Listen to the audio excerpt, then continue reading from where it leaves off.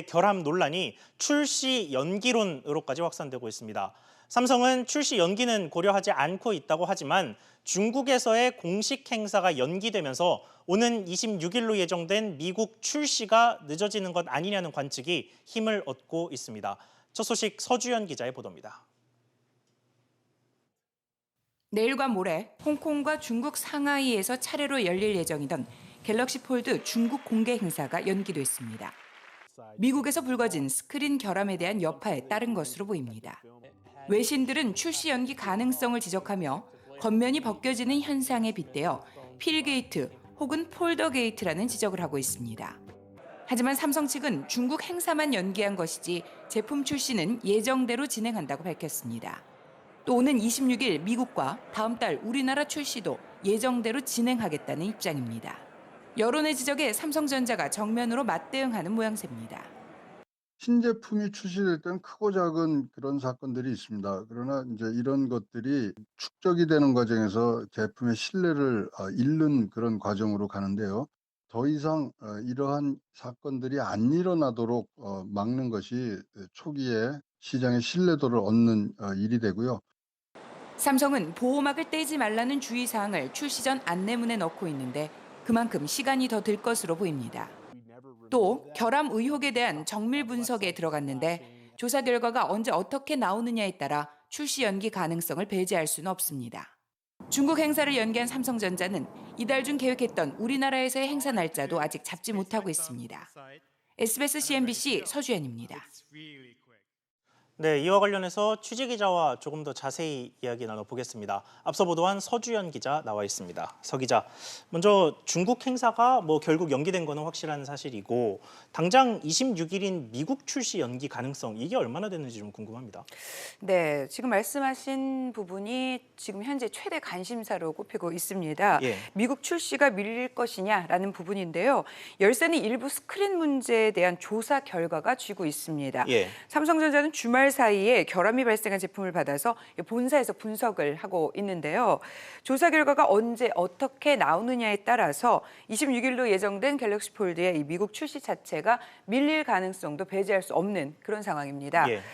또 하나의 변수를 짚자면 이 보호막을 떼지 말라는 주의사항을 안내문에 보강을 해야 되는데요. 그러기 위해서는 인쇄와 포장 등을 위한 시간이 필요합니다.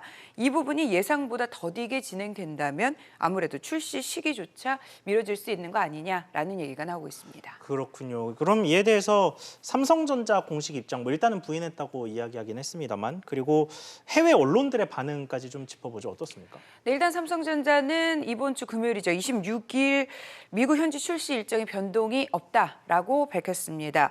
결함 논란에 정면 돌파하고 있는데요. 그러나 갤럭시 폴드를 향한 외국 언론들의 혹평은 낮아들지 않고 있는 상황입니다. 오히려 시간을 거듭할수록 더 강해지고 있는 상황인데요. 예. 이러면서 지난 2016년도죠. 갤럭시 노트 7 때 악몽이 반복될 수 있다라는 지적이 나오고 있습니다. 예. 발화 사건이 일어난 이후에 사태 장기화를 우려해서 무리하게 결함 원인을 밝히고 또 제품 출시를 서두르다가 결국 단종으로까지 이어졌었는데요. 예, 그랬죠. 이후 삼성전자는 잃었던 소비자에 대한 신뢰를 회복하는 데 상당히 오랜 시간 애를 먹었습니다. 이런 사례 때문에 일부에서는 출시를 다소 미루더라도 완벽하게 결함을 고쳐야 한다는 지적이 나오고 있는 상황입니다. 또 하지만 일부에서는 출시를 미루게 된다면 삼성이 내부적으로 제품 결함을 인정하는 격이 돼서 오히려 문제가 될 수 있다라는 지적을 또 하고 있는 상황입니다. 그렇군요. 그러니까 출시를 미루지도 못하고 그대로 강행하기도 좀 어려운 부분이 있고 이러지도 저러지도 못하는 상황인데 일단 그러면 국내라든지 아니면 전체적인 출시 일정들은 어떻습니까? 네, 일단 앞서 말씀드렸지만 삼성전자는 26일 미국 출시 일정을 비롯해서 다음 달 국내 출시 일정도 예정대로 진행하겠다라고 밝혔습니다. 예. 당초 우리나라에는 다음 달 출시를 하고 이달 안에 앞서서 공개 행사를 할 예정이었는데요. 예. 그 국내 공개 행사 일정을 중국도 지금 취소된 마당이기 때문에 아직 잡고 있지 못한 그런 상황입니다. 현재 삼성전자는 제품 결함 분석에 전력을 다하고 예상하고 있는데요. 이르면 내일이나 모레쯤 결과가 나올 것이다라는 관측이 있습니다. 예. 이 발표에 따라서 출시가 그대로 진행되든지 아니면 시기가 늦춰지든지 그런 결정이 내려질 것으로 전망이 되고 있습니다. 그렇군요. 그러면 이 분석 결과를 좀 기다려 봐야겠군요. 서 기자 이야기 잘 들었습니다. 다음 소식입니다. LG그룹이 조명용 OLED 사업에서 철수하기로 했습니다. 의욕적으로 추진한 지 불과 1년 반 만입니다. 어떤 배경이 있는지 취재기자 연결해서 알아보겠습니다. 오정인 기자. 네, 오정인입니다. 네, LG가 그동안 이 OLED 사업, 조명 사업을 신성장 동력으로 추진을 해왔는데 이거를 결국 포기를 했네요. 네, 최근 LG 디스플레이는 일반 조명용 OLED 사업을 철수했습니다. 신규 생산 라인에서 제품 양산을 시작한 지 1년 반 만입니다. LG 이노텍은 또 기판 소재 사업분의 고밀도 다층 기판 사업 철수를 검토 중입니다. LG전자는 하이엔텍, LG 히타치 워터솔루션 등 물처리 사업 자회사를 매물로 내놨습니다. 대신 구광모 회장은 차량용 OLED 등 전장 사업에 집중할 것을 주문한 것으로 알려졌습니다. 네, 구광모 회장이 이 같은 결단을 내린 이유는 뭡니까? 그룹 지주사 LG는 올해 초부터 모든 계열사의 계속 사업과 중단 사업을 자체 검토해 보고하도록 지시했습니다. 결국 구광모 회장의 선택과 집중 때문이라고 볼 수 있는데요. 이를 통해 미래에 돈이 되는 사업과 그렇지 않은 것을 솎아내겠다는 판단에 따른 것입니다. LG그룹의 사업구조 개편은 오는 6월 구 회장이 주재하는 그룹 경영전략회의에서 구체화될 전망입니다. SBS CNBC 오정인입니다. 중국의 화웨이가 첫 5G 오픈랩을 서울에 설치하기로 했습니다. 오픈랩은 서비스를 미리 경험하고 혁신할 수 있도록 지원하는 시설인데요. 중국에도 설치하지 않은 시설을 왜 우리나라에 짓기로 했을까요? 최나리 기자가 알아봤습니다. 세계 통신 장비 1위 화웨이는 올해 안에 중국, 유럽과 아시아 등 거점 지역에 5G 오픈랩을 개설할 계획을 갖고 있었습니다. 그런데 첫 대상 지역을 바로 중국이 아닌 우리나라로 정했습니다. 화웨이 관계자는 다음 달 문을 열 수 있도록 준비 중이라고 밝혔습니다. 화웨이는 오픈랩을 통해 세계 첫 상용화에 성공한 국내 기업들과 인프라는 물론 기술, 콘텐츠에 이르기까지 활발한 협력을 모색할 계획입니다. 결국 시장 확대를 노리는 것으로 볼 수 있습니다. 5G 장비를 놓고 삼성전자와 국내에서의 맞대결은 불가피해 보입니다. 가격 경쟁력을 갖고 충분히 경쟁할 수 있다고 판단한 걸로 보이고요. 통신 장비의 신뢰성을 확보하려면 테스트베드가 있어야 되고 작동한다는 걸 보여줘야 되는데 지금 5G 맨 처음 상용한 한국에서 LG 플러스가 5G를 통한 서비스를 제공하고 있기 때문에 충분히 증명할 수 있다고 판단하는 것 같습니다. 실제 최근 거핑 화웨이 순환 회장은 KT와 SK텔레콤 등에도 장비를 공급하고 싶다는 뜻을 밝혔습니다. 화웨이는 지난해 삼성전자와 SK하이닉스 등 한국 제품 구매 비용이 12조 원에 이르는 큰손이기도 합니다. 문제는 미국입니다. 트럼프 대통령이 나서 화웨이의 5G 시장 진출을 극도로 견제해왔기 때문입니다. 이를 의식한 듯 화웨이는 보안상의 문제는 없다고 거듭 강조했지만 상황에 따라 우리나라가 미중 갈등의 격전지가 될 가능성을 배제할 수 없게 됐습니다. SBS CNBC 최나리입니다. 수익 구조 개편에 나선 아시아나항공이 탑승률이 저조한 일부 국제선 운항 폐지를 검토하고 있습니다.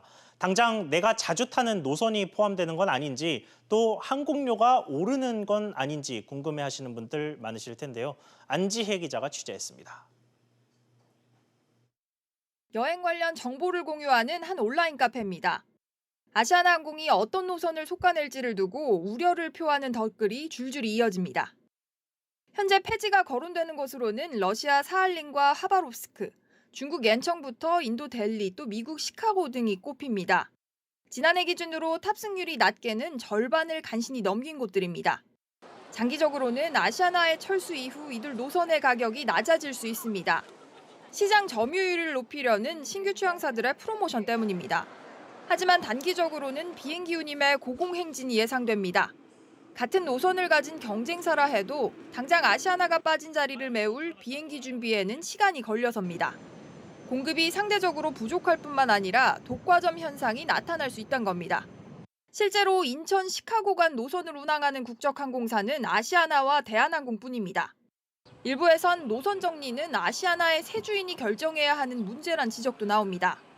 새로운 그 오너가 자금력이 풍부하다면은 장기적인 관점에서 비수익이 나는 노선이라 하더라도 지속적으로 그 성장 잠재력을 가지고 갈 수가 있는데 지금 같은 경우에 저렇게 미리 당장의 어떻게 몸집을 줄이기 위해서 비수익 노선을 조정하는 것은 장기적으로는 유리하지 않습니다. 이에 대해 아시아나는 아직 적자 노선 폐지 등에 대해 아무것도 정해진 것이 없다는 입장을 밝혔습니다. SBS CNBC 안지혜입니다. 최근 KT가 K뱅크의 최대 주주 자리에 오르려던 시도가 금융당국에 의해서 중단됐죠.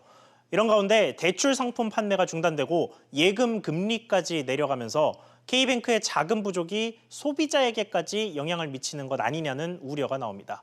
실제 상황 어떤지 김환진 기자가 알아봤습니다.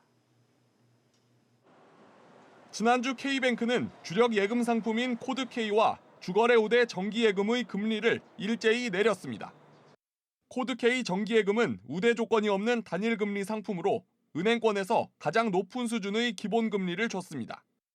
하지만 이번 금리 인하로 역시 우대 조건이 없는 카카오뱅크의 정기예금보다 이율이 낮아졌습니다. 예금에만 한 거고요. 적금은 아직 뭐가 없고 가입할 때 기준으로 금리를 받는 겁니다. 기존 고객한테는 영향이 전혀 없죠. 새로 들어오는 고객이 그 금리로 적용을 받는 거고요. KT의 대주주 적격성 심사 중단 여파에 증자가 어려워지며 국제결제은행의 자기자본 비율이 낮아지게 된 상황. K뱅크가 예금 금리 인하에 따라 늘어나는 예대 마진으로 이익잉여금을 불려 은행의 건전성 지표인 국제결제은행 자기자본 비율을 높이려는 의도로 풀이됩니다. 하지만 출범 이후 17번이나 대출을 중단한 데다 신규 가입자에 한해 예금 상품 속도 조절까지 나서면서 K뱅크의 영업력은 떨어질 것이라는 우려도 나옵니다.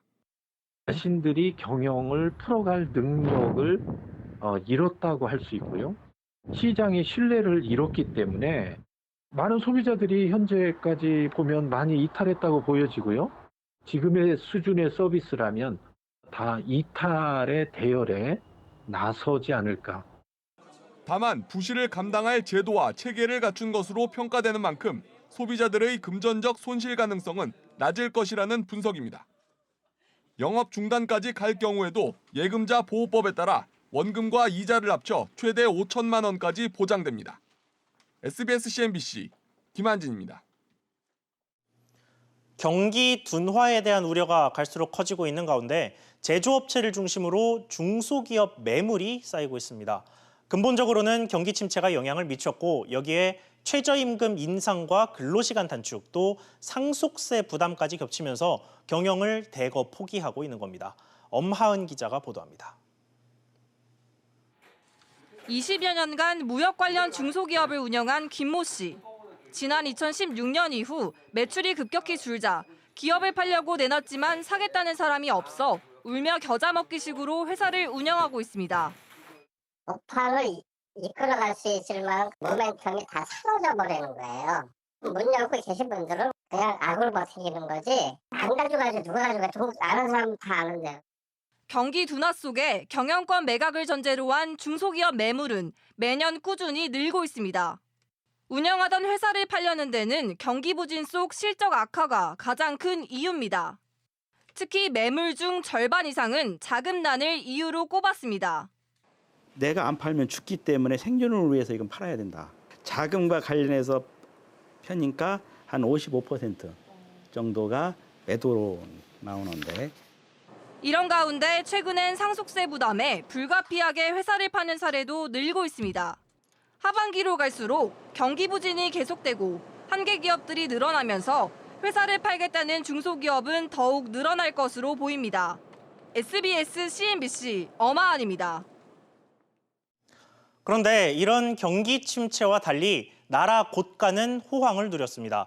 반도체 등 지난해 업황이 좋았던 기업들의 법인세가 크게 늘었고 부동산 시장이 달아오르면서 양도세도 크게 늘었던 게 이유였다고 하는데 정작 서민들의 소득은 제자리 걸음이었습니다.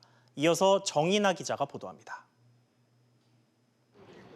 우리나라 인구 중 가장 많은 비중을 차지하고 있는 베이비붐 세대에게 최근 경기에 대해 물어봤습니다. 물가 자금은 올라가고 들어온 수입은 없고 그러니까 가정을 갖고 있는 사람들은 많이 힘들지. 지금 먹기 살기도 바쁜데 무슨 저축을 해. 더 안 쓰게 되지. 나부터도 안 쓰지. 그대로 때 되면 계절 바뀌고 옷도 사러 가고 마누라고 이렇게 했는데 요새 거의 뭐. 지난해 4분기 기준 50대 가구주 가계의 월 평균 가처분 소득은 412만 원으로 1년 전보다 2.4% 줄었습니다.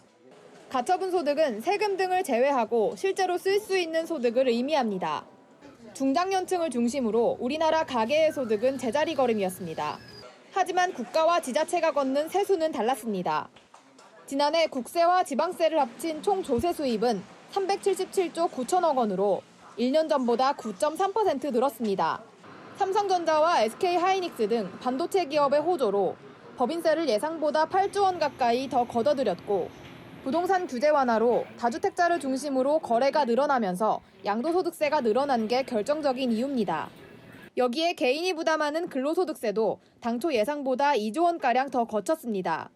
이에 따라 조세 부담률은 18년 만에 최대를 기록했습니다. 일시적으로 조세 수입이 높다는 것을 전제로 확장된 재정정책을 펴는 경우에는 결국 재정 건전성을 해칠 우려가 크기 때문에 이 점을 주의한다고 생각을 합니다. 그러나 올해는 반도체 경기가 침체돼 지난해와 같은 법인세를 기대할 수 없고 부동산 거래 부진에 따른 양도소득세 감소가 예상되고 있어 5년여 만에 세수 부족 사태도 배제할 수 없다는 분위기입니다. SBS CNBC 정인아입니다. 네, 보신 것처럼 경기 둔화의 타격은 주로 소득이 늘지 않는 가계와 중소기업에 쏠리고 있습니다. 이런 곳들의 타격이 집중되면 대표적으로 두드러지고 나빠지는 게 하나 있습니다. 바로 삶의 양극화입니다. 특히 내수 침체는 한두 해 이어진 게 아닌 만큼 양극화 역시 우리 사회의 고질적인 문제까지 자리 잡고 있는데요. 우리와 산업 구조가 비슷하고 임금 관련 통계가 잘 공개된 곳이 바로 일본인데 일본과 비교해도 우리의 임금 양극화는 심각했습니다. 우선 우리나라부터 좀 보면 종업원이 4명 이하인 소기업의 경우는 평균 임금이 174만 5천 원이었습니다. 반면에 500인 이상 대기업의 경우는 530만 원을 훌쩍 넘겨서 1에서 4인 소기업보다 무려 3배 이상 많았습니다. 또 5에서 9인인 소기업 역시 260만 원에 조금 못 미쳐서 500인 이상 대기업의 절반에도 못 미쳤습니다. 반면 일본의 경우는 어땠을까요? 일본 같은 경우는 일단 1에서 4인 소기업이 227만 원으로 우리나라의 1에서 4인 소기업보다 훨씬 많았는데 반면 500인 이상 대기업의 소득은 345만 5천 원, 우리나라 대기업보다 급여가 오히려 적었습니다. 지금 그래프 기울기만 딱 봐도 일본의 경우가 훨씬 완만해서 기업 규모별로 소득 격차가 그렇게 크지 않은 모습을 볼 수 있었습니다. 네, 다음으로는 1인당 GDP에 대비해서 이 양극화가 어떤지 조금 분석을 해볼 텐데요. 그럼 훨씬 잘 보이는 모습입니다. 지금 빨간 선이 일본이고 파란색 선이 한국인데 우리나라 같은 경우는 거의 절반도 못 미치는 1에서 4인의 기업 경우에는 1인당 GDP의 62.3%밖에 평균 임금을 기록하지 못했는데 일본은 가장 낮은 소기업도 75% 수준까지는 벌이를 유지했습니다. 그러다 우리나라는 갑자기 이 그래프의 기울기가 빠르게 올라가면서 500인 이상의 대기업이 되면 190.8% 그러니까 1인당 GDP의 2배 가까운 임금을 올렸고 이미 10인을 넘겼을 때부터 1인당 GDP보다 많은 임금을 올리게 됩니다. 반면에 일본은 그래프의 기울기가 훨씬 완만해서 100인에서 499인까지도 1인당 GDP에 거의 비슷하게 급여를 올렸고 가장 큰 대기업 역시도 113.7% 그러니까 110%를 약간 넘기는데 그쳤습니다. 지난해 기준으로 우리나라 근로자 중에 43.9% 절반 가까이는 바로 이 10인 미만의 소기업에서 근무하는 사람들이었습니다. 반면에 일본은 이 영역에 있는 사람들이 19%에 불과한 상황이어서 이 통계에서 나온 이 양극화를 마주하고 있는 근로자는 실제로 우리나라에 훨씬 많다는 얘기입니다. 더 문제는 중소기업과 그 근로자를 힘들게 하고 경기 둔화까지 빨리 끝나지 않을 것 같다는 겁니다. 국내 주요 연구기관들이 속속 성장률 전망치를 낮췄거나 또 앞으로 낮출 예정입니다. 보도에 정지환 기자입니다. 올 들어 D램 반도체 가격은 석 달 연속 두 자릿수 급락세입니다. 연초 대비 37% 넘게 하락하면서 2.56달러까지 떨어졌습니다. 고객사들이 반도체 값 추가 하락만을 기다리면서 신규 주문을 꺼리고 있다는 게 반도체 업계 설명입니다. 3월까지 반도체, 디스플레이, 휴대폰 등 ICT 수출은 160억 달러가 채 안 됐는데 이는 작년과 비교해 16% 넘게 줄어든 겁니다. LG경제연구원은 올해 우리나라 경제 성장률을 기존 전망치보다 0.2%포인트 낮춘 2.3%로 내다봤습니다. 연구원 측은 세계 경기 둔화 속에 반도체 수요 부진이 결정적이라고 진단했습니다. 세계 경기가 예상보다 더 빠른 하향 흐름을 보이고 있고 하반기에도 이제 하향세를 보일 걸로 예상을 하고 있어서 그 부분이 이제 반도체 경기를 통해서 국내 경기에 좀 반영될 거로 보고 있고요. 특히 국내 경기는 금융위기 이후 가장 빠른 속도로 하향 흐름을 보이고 있다고 분석했습니다. 우리 경기가 하향 추세를 보이고 있다는 경고음은 곳곳에서 울리고 있습니다. 한국은행이 지난주 경제 성장률 전망치를 0.1%포인트 낮춘 2.5%로 수정했고 자본시장연구원, KDI 역시 국내 경기 상황을 부진으로 보고 다음 달 발표할 성장률 전망을 낮출 것으로 알려졌습니다. SBS CNBC 정주환입니다. 국민연금 수급자 대부분의 은퇴 후 소비 수준이 크게 줄어들면서 스스로 이전보다 삶이 팍팍해졌다고 느끼는 것으로 조사됐습니다. 모아둔 금융자산도 평균 82세 정도면 모두 소진할 것으로 내다봤습니다. 장가희 기자가 보도합니다. 국민연금 수급자의 절반 가까이가 은퇴 후 소비 수준이 현역 시절의 50%에도 못 미치는 것으로 나타났습니다. 하나금융경영연구소가 국민연금 수급자의 은퇴 생활을 분석한 보고서에 따르면 현재 생활 소비 수준이 현역 시절의 50% 미만이라고 답한 비중이 48%에 달했습니다. 현 소비 수준이 현역 때의 30%에도 안 된다고 답한 비중은 15%, 현역 시기와 비슷하다고 답한 사람은 0.6%에 불과했습니다. 현역 시기 자신을 상류층이라고 인식한 은퇴자의 81%가 은퇴 후 자신이 중산층으로 이동했다고 인식했습니다. 현역 시기 중산층이라고 생각한 사람 25%는 은퇴 후 저소득층으로 이동했다고 답했습니다. 국민연금 수급자의 현재 노후 생활 비용은 월 평균 201만 원으로 집계됐습니다. 이는 통계청이 발표한 최소 노후 생활 비용인 183만 원은 넘지만 여가 생활 비용 등을 포함한 적정 생활 비용 264만 원에는 못 미쳤습니다. 국민연금 수급자의 41%는 40대 때부터 노후 자금 준비를 시작한다고 답했는데 자신들이 보유한 금융자산이 평균 82세에 소진될 것으로 예상했고 금융자산 소진 후 추가 자금을 마련할 방법이 거의 없다고 답했습니다. 국민연금 수급자들이 수명이 계속 늘어남에 따라서 정부도 이 사회 안전망을 구축하는 것을 보다 적극적으로 검토해야 되지 않는가. 특히 그 노후 일자리 대책에 대해서도 종전보다 더 강화된 어떤 그 안전망을 검토해야 된다. 한편 국민연금 수급자의 61%는 지급받은 국민연금을 전액 생활비용으로 지출하고 있다고 답했고 금융상품에 투자하거나 저축하는 사람은 27%에 불과했습니다. SBS CNBC 장가입니다. 우리 경제에 걱정거리가 하나 더 생겼습니다. 바로 유가 상승 가능성입니다. 미국이 이란산 원유 수출을 전면 금지할 것으로 보이는데 우리나라도 예외로 인정받기 어려울 것으로 보입니다. 취재기자 연결해서 자세한 내용 알아보겠습니다. 김성훈 기자. 네, 김성훈입니다. 네, 이란의 원유 수입 금지 아직 확정까지는 아닌 걸로 알고 있는데 현재 상황은 어떻습니까? 네, 블룸버그 통신 등 주요 외신에 따르면 미국 정부는 우리 시간으로 오늘 밤 이란산 원유 수입 금지 예외 조치를 연장하지 않는다고 발표할 예정입니다. 미국은 지난해 11월 우리나라 등 8개국에 대해서만 180여일의 기간을 두고 이란산 원유 수출을 한시적으로 허용해 왔습니다. 네, 결국은 수입 전면 금지 가능성이 높다는 얘기인데 국내외 유가 흐름은 어떻습니까? 네, 미국 현지 언론에 따르면 5월 인도분 미국 서부 텍사스유 선물 가격은 장중 65달러를 돌파하며 지난해 10월 이후 최고치를 기록했습니다. 국내 유가도 오후 7시 기준 휘발유와 경유 가격이 오름세를 나타냈습니다. 업계에서는 당분간 국제유가 상승 영향으로 국내 기름값도 한동안 오름세가 이어질 것으로 보고 있습니다. 결국 수입이 제한이 된다면 정유회사, 석유화학 업계 이런 것들도 영향을 받겠죠? 네, 일단 정유업계는 이란산 수입 비중이 낮아 영향이 적을 것으로 보고 있습니다. 이미 수입처 다변화를 꾀해왔기 때문에 큰 손실이 없다는 입장입니다. 반면 석유화학업계는 타격이 불가피해 보입니다. 화학업체들은 초경질류에서 기초원료인 나프타를 뽑아 제품을 만드는데요. 이 초경질류의 절반 정도를 이란에서 수입해왔습니다. SBS CNBC 김성훈입니다.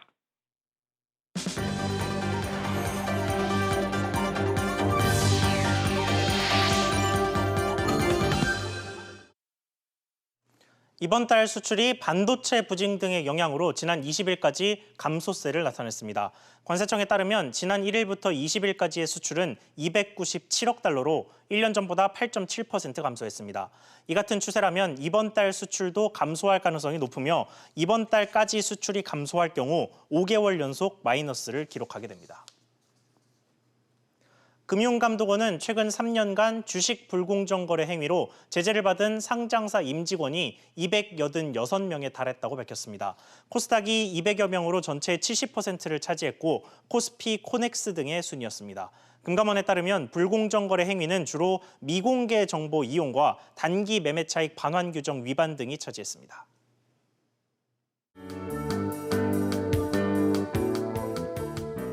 안녕하세요. K웨더 라이프스타일 예보 김단비입니다. 내일은 전국 곳곳에 봄비 소식이 있습니다. 새벽에 제주도에서 비가 시작돼 오후에는 강원도를 제외한 전국으로 확대되겠습니다. 예상되는 비의 양은 모레까지 충청도와 남부지방에 최고 50mm, 그 밖의 지역은 최고 20mm로 봄비치고 그 양이 적지 않겠는데요. 수일째 계속됐던 대기의 건조함을 어느 정도 해소시켜주겠습니다. 한편 오늘 서울의 낮 기온이 27도까지 오르는 등 서쪽 지방을 중심으로 초여름 더위를 보였습니다. 비가 내리면서 고온 현상은 한풀 꺾이겠지만 여전히 낮 동안에는 다소 덥겠는데요. 내일 서울의 아침 기온 15도, 낮 기온은 25도가 예상되고요. 모레는 기온이 더 내려가겠습니다. 한편 내일도 서쪽 지방을 중심으로 먼지 농도가 짙게 나타나겠습니다. 수도권과 충청도의 미세먼지 농도 나쁨 단계, 그 밖의 전국은 보통 단계가 되겠습니다. 중부지방은 저녁부터 비가 내리겠고 낮 기온 20도를 웃돌며 낮 동안 다소 덥겠습니다. 동해안은 낮부터 차차 흐려지겠고 낮 기온은 강릉 23도, 속초 20도가 예상됩니다. 남부지방 제주도는 새벽부터 비가 내리는 가운데 아침 기온 15도, 낮 기온은 22도가 되겠습니다. 당분간 비 예보가 작겠고요. 비가 그친 후 다시 예년 이맘때 수준의 기온을 되찾겠습니다. 날씨였습니다. 오늘 뉴스프리즘 여기서 마치겠습니다. 시청해주셔서 감사합니다.